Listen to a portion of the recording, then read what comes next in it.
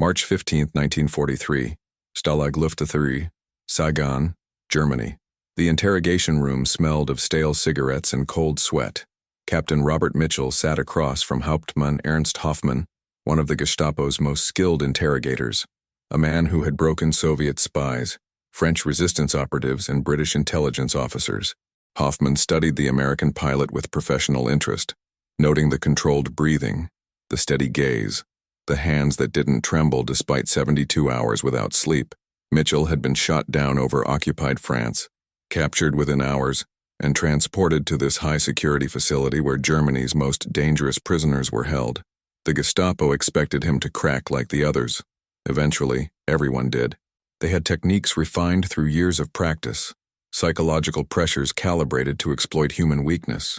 They had time, authority, and the absolute certainty that no prisoner could outthink Germany's security apparatus.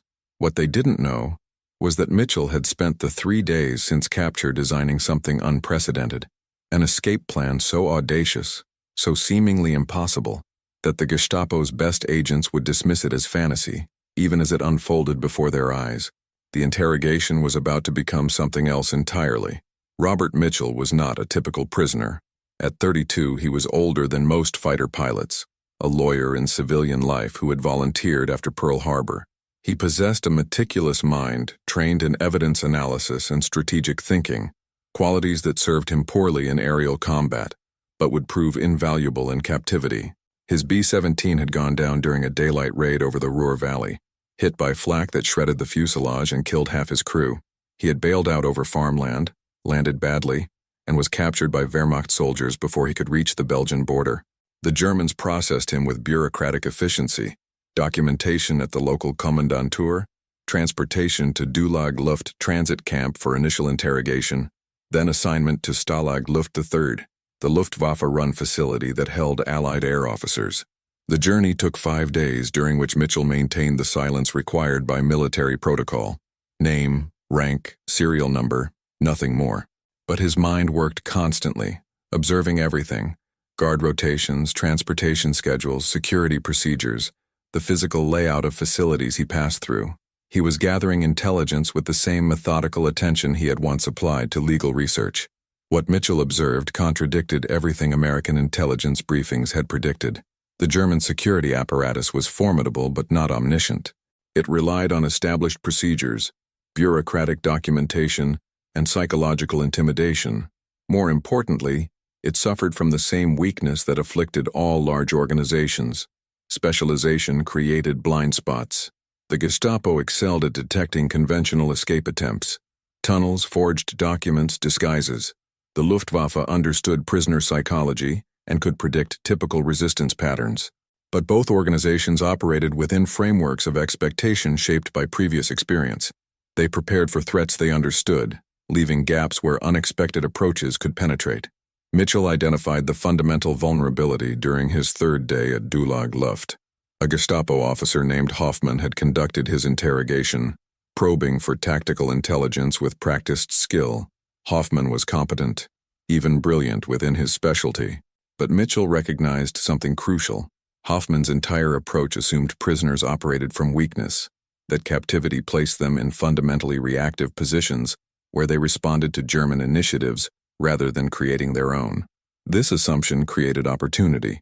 If Mitchell could reverse the dynamic, could make the Germans react to his initiative rather than vice versa, the entire security apparatus could be turned against itself. The plan that crystallized in Mitchell's mind during those first interrogation sessions violated every principle of conventional escape strategy. Standard procedure, taught in American military training, emphasized caution: blend into the prisoner population, participate in established escape committees, contribute to proven methods like tunnel digging or document forgery. The goal was to minimize individual risk by spreading it across collective effort, to hide escape preparation behind the camouflage of routine camp life. Mitchell understood these methods would fail against Gestapo security. Stalag Luft III housed hundreds of Allied officers, many of whom had attempted escape. The Germans had learned to detect every conventional approach. They monitored mail for coded messages, searched barracks for contraband, maintained elaborate systems of informers and surveillance. The camp's physical security reflected years of refinement, Seismograph microphones detected underground digging. Regular counts prevented unnoticed absence. Guard towers provided overlapping fields of observation. Most critically, German intelligence had compiled comprehensive documentation of previous escape attempts, creating a database of tactics they specifically watched for. Mitchell's insight was that this very comprehensiveness created vulnerability. The Germans had prepared so thoroughly for conventional escapes that they had created a defensive structure optimized against specific threats. An unconventional approach, one that didn't match their threat matrix, might pass through this sophisticated security simply because it didn't trigger any established alarms. The key was to design an escape that exploited not gaps in physical security, but gaps in conceptual framework.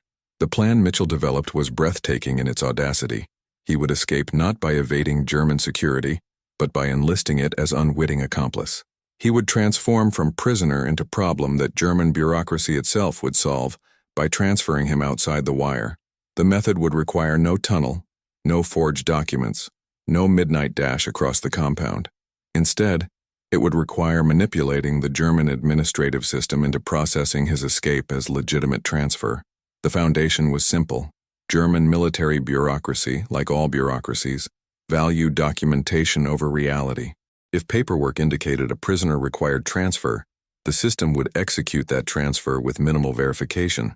The challenge was creating documentation sufficiently authentic that it would survive routine scrutiny while containing instructions that would place Mitchell exactly where he needed to be, outside Stalag Luft 3's security perimeter, in transit through the German transportation system, with window of opportunity for actual escape into occupied territory. The first step was establishing credibility with his captors, not through cooperation, but through creating a specific profile that would make subsequent actions seem consistent. Mitchell began speaking to guards in fluent German, something intelligence training had instructed prisoners to conceal. He discussed European literature with educated Luftwaffe officers, demonstrated knowledge of German philosophy and history. He was cordial but not friendly, respectful but not compliant. The goal was to be seen as an intelligent prisoner who understood his situation and might be reasoned with, precisely the type of prisoner who might serve German purposes under right circumstances. Simultaneously, Mitchell began requesting access to Red Cross services with increasing insistence. He claimed he needed to document the death of crew members for their families, needed to arrange for personal effects to be returned through proper channels, needed to verify that his own status had been properly reported to American authorities through Geneva Convention protocols. These requests were legitimate under international law, which gave them weight the Germans couldn't simply dismiss. More importantly, they established Mitchell as prisoner who valued bureaucratic correctness, a useful characteristic from German perspective. The breakthrough came when Mitchell requested meeting with a representative from the Swiss protecting power, the neutral observers who monitored POW conditions under Geneva Convention. This request couldn't be denied without creating diplomatic complications, yet arranging such meetings was bureaucratically complex, requiring coordination between camp administration, Swiss authorities, and German Foreign Office. Mitchell had identified a pressure point. Any issue involving neutral observers created paperwork that senior officials had to review personally, elevating the matter above routine camp security. When the Swiss representative finally arrived in late April, Mitchell presented a carefully constructed complaint. Several American prisoners at Stalag Luft III, including himself, should have been designated as protected personnel under Geneva Convention due to their duties aboard aircraft. As bombardiers and navigators, they were not combatants, but technical specialists whose treatment required special consideration. This claim was legally dubious but not obviously false. Geneva Convention language was ambiguous on such distinctions. More importantly, resolving the claim required German authorities to review documentation, contact Berlin, and create paper trail that Mitchell could later exploit. The Swiss representative, a meticulous lawyer named Hans Weber, took Mitchell's complaint seriously and forwarded it through official channels. The Germans now had a bureaucratic problem. They needed to investigate the claim, document their findings, and provide response that would satisfy international observers. Mitchell had successfully injected complexity into a system that valued routine. While his complaint wound through bureaucratic channels, Mitchell began the plan's riskiest phase, establishing contact with the camp's underground resistance network. Every German POW camp contained an invisible infrastructure of prisoner resistance, men who forged documents, who monitored guard schedules, who maintained communication with outside resistance groups. At Stalag Luft III, this network was particularly sophisticated, led by British RAF squadron leader Roger Bushell, who was orchestrating the famous Great Escape Tunnel operation. Mitchell approached Bushell through intermediaries, requesting meeting that violated normal operational security. Bushell was suspicious, the timing seemed too convenient, Mitchell's story too elaborate. The Gestapo was known for inserting informers into prisoner populations, and an American pilot who suddenly appeared with complex escape scheme fit the profile of potential plant. But Mitchell offered something valuable. He wasn't requesting assistance with his own escape, but rather proposing to create diversion that would benefit the tunnel operation. Mitchell explained his plan in Bushell's presence and that of two other senior escape committee members. His scheme would generate massive bureaucratic confusion in camp administration, precisely when the tunnel was nearing completion. German authorities would be focused on documentation discrepancies, on resolving administrative problems, on coordinating with Berlin, all activities that would draw attention away from underground activity. In exchange for this diversion, Mitchell requested only one thing: access to the forging operations supplies for a single afternoon to create specific documents he needed. Bushell considered the proposal with strategic calculation. The tunnel was approximately 2 weeks from completion, timing that aligned with Mitchell's projected bureaucratic timeline. More importantly, Bushell recognized that Mitchell's scheme, even if it failed to achieve his escape, would indeed create useful chaos. The Gestapo would be investigating how a prisoner had manipulated administrative systems, focusing security attention on above-ground vulnerabilities rather than below-ground ones. It was diversion built on misdirection. While Germans searched for security breach in their documentation procedures, 76 prisoners would be crawling through tunnel under their feet. "You understand," Bushell said carefully, "that if you're caught attempting this, the Gestapo will assume you're part of larger conspiracy. They'll interrogate you intensively. You'll be at serious risk." Mitchell nodded. "I understand. But I'm at risk regardless. At least this way I'm active rather than passive. I'd rather die trying than survive waiting." Bushell approved the plan. Mitchell would have his forged documents. The Great Escape had gained an unexpected diversion.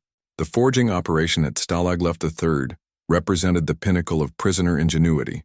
Skilled artists among the captured airmen had spent months perfecting replicas of German documents, travel permits, identity papers, official stamps, and seals.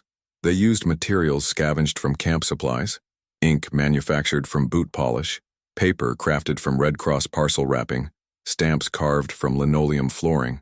The operation's security was absolute. Only a handful of prisoners knew its location, hidden beneath a barrack stove in a space so cramped that forgers worked lying on their sides.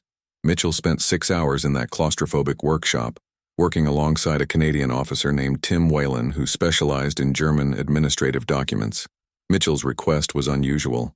He didn't need identity papers for traveling through Germany disguised as civilian or foreign worker. Instead, he needed internal Wehrmacht documents.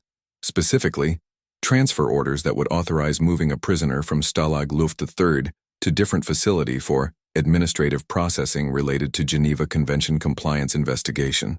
The beauty of this approach was its self-referential logic. The documents would authorize Mitchell's transfer to investigate whether his treatment violated international law. German bureaucracy, confronted with apparent directive from its own foreign office, would execute the transfer reflexively. By the time anyone questioned the authenticity, Mitchell would already be in transit, the most vulnerable phase of POW security, when prisoners moved through civilian transportation infrastructure with minimal guard supervision. Whalen understood immediately both the brilliance and the danger of Mitchell's plan. If these documents fail authentication at any checkpoint, you'll be identified as escape attempt immediately. The Gestapo will arrest you, and you'll face execution as spy rather than treatment as escaped POW. Are you certain about this? Mitchell was certain. The documents Whalen created were masterpieces of forgery. Official letterhead from the Wehrmacht's prisoner of war affairs office. Authentication stamps that matched actual German procedures. Bureaucratic language that perfectly mimicked administrative German. Most critically, the documents contained subtle errors that would survive casual inspection but fail detailed scrutiny. precisely calibrated to pass through routine checkpoints while becoming suspicious only if examined by specialists, by which point Mitchell hoped to be long gone. The final touch was a cover letter, purportedly from a Swiss protecting power representative, requesting German cooperation with prisoner status investigation. This invoked international law, adding psychological pressure that would discourage too careful examination.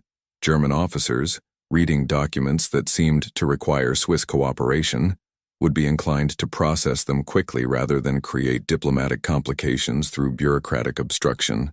May 12, 1943. Mitchell submitted his forged transfer documents to the camp commandant's office through official channels, requesting administrative processing of his Geneva Convention status inquiry. The timing was deliberately calculated.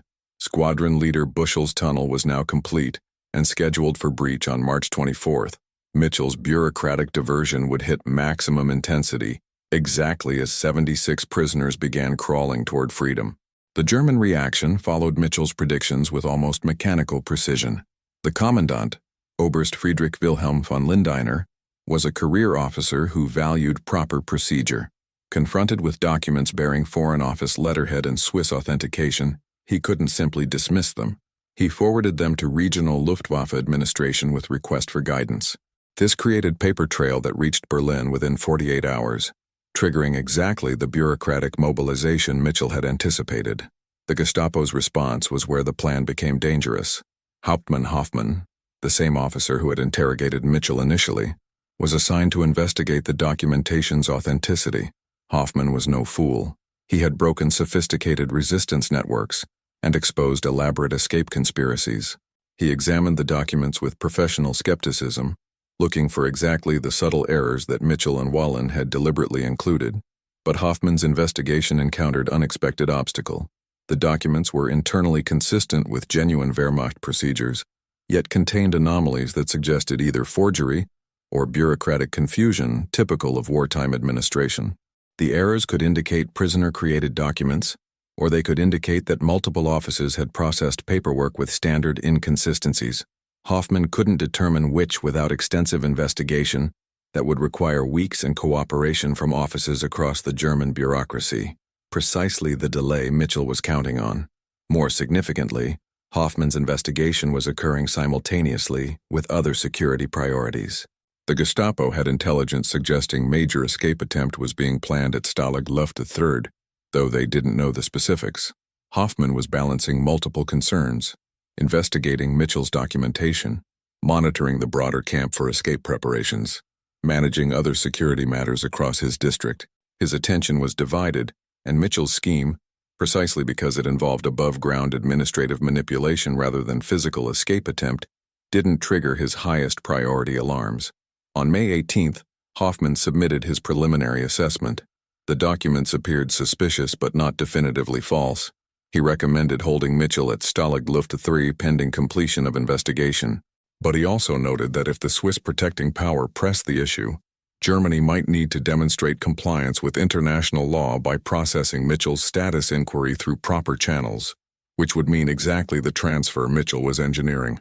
The night of March 24, 1943, changed everything. 76 Allied prisoners crawled through Harry. The tunnel squadron leader Bushell's team had spent years constructing. The operation was meticulously planned, but fortune betrayed them. German guards discovered the tunnel before all escapees could clear the area. A massive manhunt ensued, mobilizing Wehrmacht, Gestapo, and SS units across eastern Germany. Within days, 73 of the escapees were recaptured. On Hitler's personal order, 50 were executed, a war crime that shocked even German military commanders.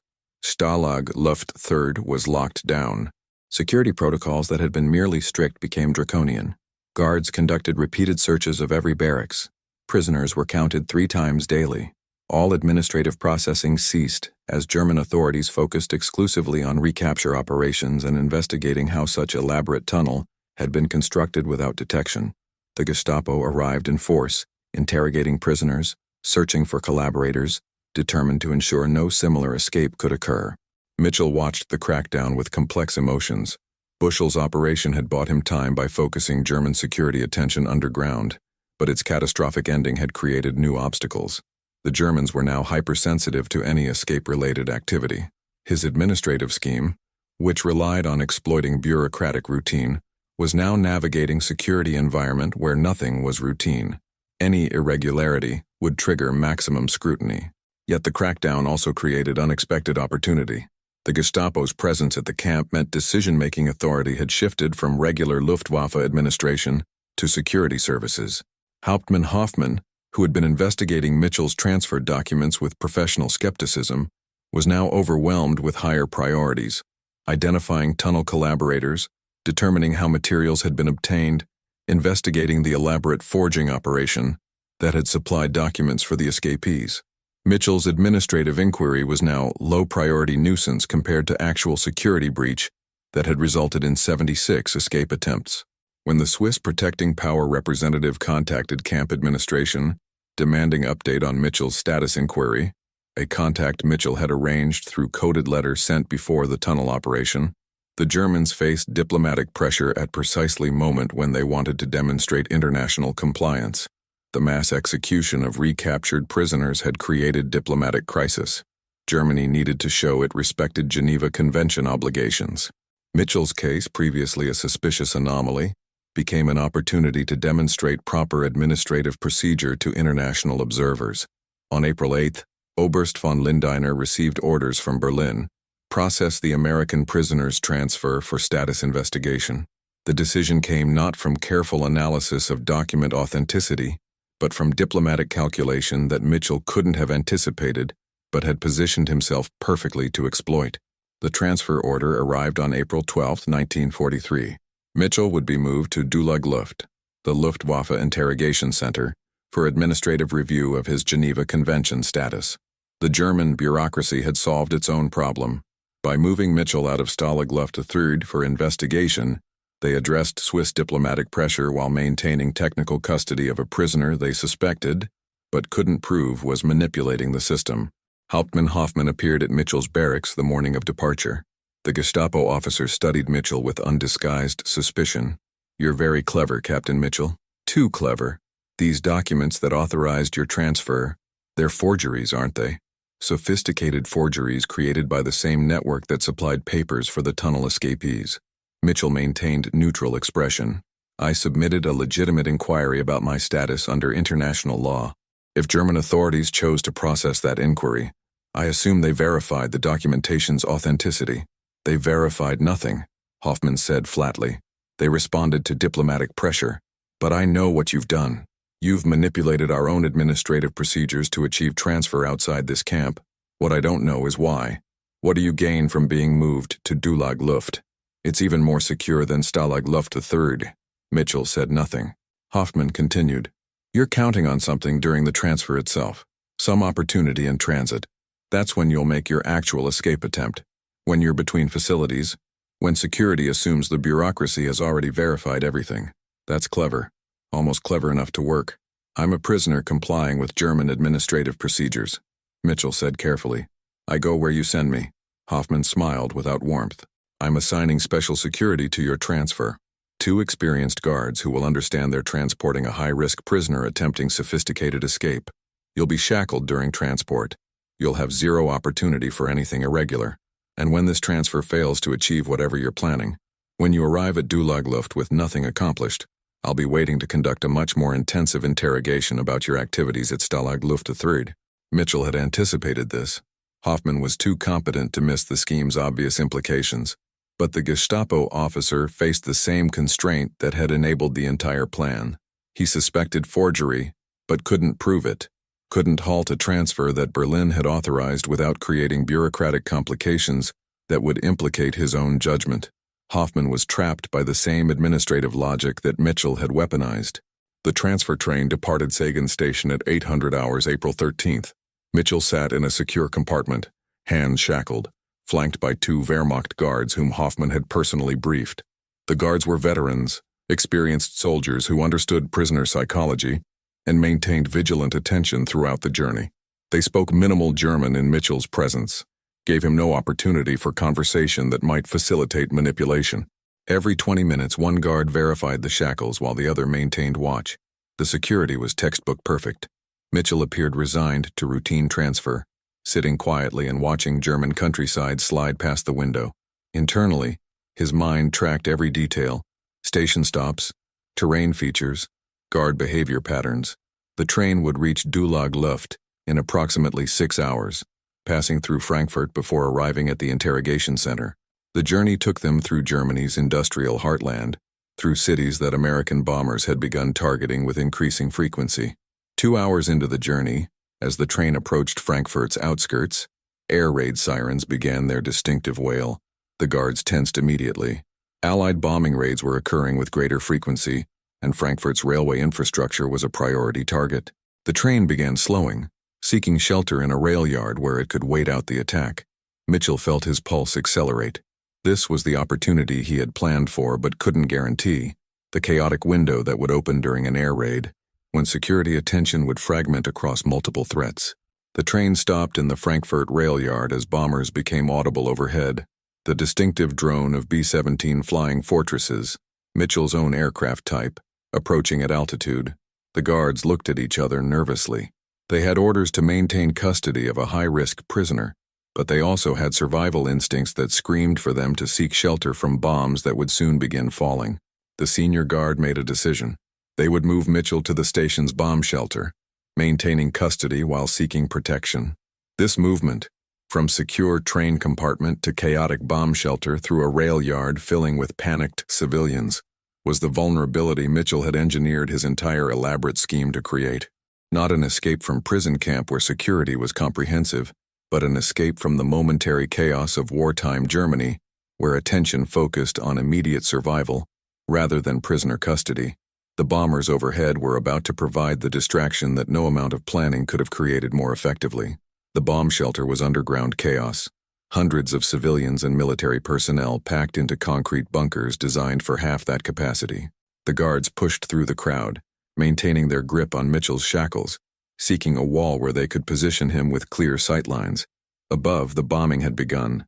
The distinctive whistle of falling ordnance, the concussion of explosions that shook dust from ceiling, the screams of people who had seen too many raids and knew that survival was often luck rather than preparation. Mitchell had studied Houdini as a teenager, fascinated by escape artistry. He had practiced lockpicking as a hobby, had learned about restraint mechanisms and their vulnerabilities. The shackles binding his wrists were Wehrmacht standard issue, sturdy but designed for routine prisoner transport rather than resisting deliberate escape attempt. More importantly, they assumed prisoners would be under continuous observation. In the shelter's packed darkness with guards' attention divided between custody and survival, Mitchell had the space he needed. The technique required flexibility and pain tolerance. He dislocated his left thumb with practiced motion, agonizing but temporary injury that reduced his hand's profile sufficiently to slide through the shackle's opening. The procedure took 18 seconds and required absolute silence. The guards, pressed close in the crowded shelter, didn't notice the slight movement. Mitchell kept his hands positioned as if still restrained, waiting for his moment. The opportunity came during a particularly close explosion that caused partial ceiling collapse in the shelter's far section. The crowd surged away from the collapse, creating a wave of human movement that pushed against everyone in the packed space. In that moment of confusion, Mitchell moved. He slipped away from the guards, diving into the crowd, using the darkness and panic to create distance. The guards shouted, but their voices were lost in the shelter's general chaos. By the time they began pushing through the crowd, Mitchell had reached the shelter's entrance. He emerged into the rail yard during a brief lull in the bombing, a smoking hellscape of damaged buildings and burning rail cars. The scene was apocalyptic, but also filled with movement. Rescue workers, firefighters, military personnel responding to the attack. Mitchell had prepared for this moment. He straightened his clothing, adopted the purposeful stride of someone with legitimate business, and began walking toward the city center. Just another figure amid the chaos, unremarkable and therefore invisible. Frankfurt, in April 1943, was a city living under the constant threat of Allied bombardment. The raid that had provided Mitchell's escape opportunity was merely the latest in an escalating campaign that would eventually reduce the city to rubble. But in its immediate aftermath, the city demonstrated the remarkable resilience of German civilian infrastructure. Emergency services mobilized with practiced efficiency. Damaged buildings were cordoned off. Transportation networks began restoring service within hours. Mitchell moved through this organized chaos with the confidence of someone who belonged. He had studied Frankfurt's layout from maps at Stalag Luft III, had memorized key landmarks and transportation routes. His fluent German, which he had deliberately revealed to his captors to establish credibility for the administrative scheme, now served its ultimate purpose, allowing him to blend into the civilian population. He was wearing Luftwaffe uniform still, but in the post-raid confusion, a military officer moving through the city drew no particular attention. The goal was not to hide indefinitely in Frankfurt. That would be impossible once the guards reported his escape and citywide alert was issued. Instead, Mitchell needed to reach the French border before German security apparatus could fully mobilize. He had approximately 6 hours before his absence would trigger comprehensive manhunt, approximately 12 hours before his description would be circulated to every checkpoint and patrol. He needed to cover 200 kilometers in that window, through territory where every stranger was potentially a spy, and every checkpoint was designed to catch exactly people like him. The solution was audacious even by the standards of his already audacious escape. He would continue exploiting German bureaucracy, would use his uniform and language skills to requisition official transportation. At Frankfurt's military transport office, still chaotic from the bombing raid, Mitchell presented himself as Luftwaffe officer requiring urgent travel to Mannheim for damage assessment coordination. He had no documentation. It had been destroyed in the raid, but his confident German and military bearing were sufficient amid the confusion. A harried transport officer assigned him to a military truck convoy departing within the hour. Mitchell climbed into the truck among legitimate German military personnel, all of them exhausted from the bombing and focused on their own missions. He maintained the same confident demeanor that had carried him through the transport office, occasionally making comments about the raid's severity, establishing himself as one of them. The convoy rolled west toward Mannheim, then on toward the French border, carrying an escaped American prisoner in plain sight. The true brilliance of Mitchell's escape became apparent only in retrospect, when German authorities attempted to reconstruct how an American prisoner had vanished from secure custody. Hauptmann Hoffmann, tasked with the investigation, found himself confronting a scheme that had exploited every assumption his security apparatus had made. The conventional escape model assumed prisoners operated from weakness, that they hid, forged documents to disguise identity, sought to evade German security through deception and concealment. Mitchell had inverted the entire approach.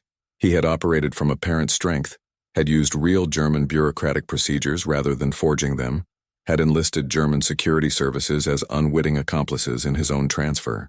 Most remarkably, he had escaped not by evading custody but by manipulating the system into placing him in the exact vulnerable position, transit during an air raid, where escape became possible. Hoffmann's investigation revealed the scheme's sophisticated layers.